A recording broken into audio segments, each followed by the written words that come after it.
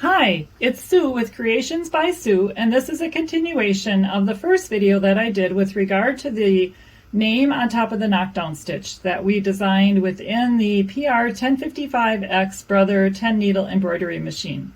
Before I go any further, I would ask you to click the like thumbs up button at the bottom of the video for me if you like this video, and I really appreciate that, and thank you for doing that. So what we're looking at right now is our design, and we want to go ahead and set some colors for it. So the first thing is we're going to go into the color shuffle button area, and we are going to look at the knockdown stitch, and I want that to be a brass. So I'm going to find brass, which I know is right here. Whoops, not vermilion, but brass. And I'm going to set that color to brass. And then our second part will be the name, and I want to set the color of the name to be a beige. So beige is right there, and I'm going to set it to that, and then press OK. And the next part is I want to set the color numbers on my spool so that the thread that's on that spool will come up as that color on the machine. And that helps the machine to just keep stitching instead of stopping each time for you to click on the color that you want.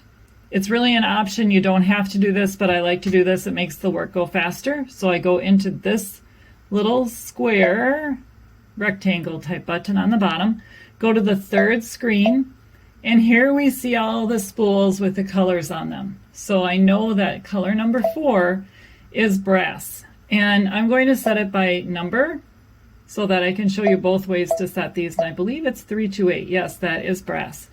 So we take the anchor off, we put the anchor and make sure we have our number of the color that is on the spool in there. We put the anchor on, and now it's showing the brass thread color on spool number 4, which is what I have. And then we're going to go to the beige color, which I have on spool. I'm going to have it on spool number 5. Right now it's on 10, but I'm going to change it to 5.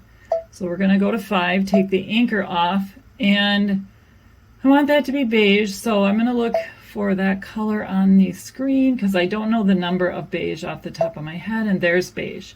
Perfect. So we press the anchor, and that puts the beige color on spool number 5 for us.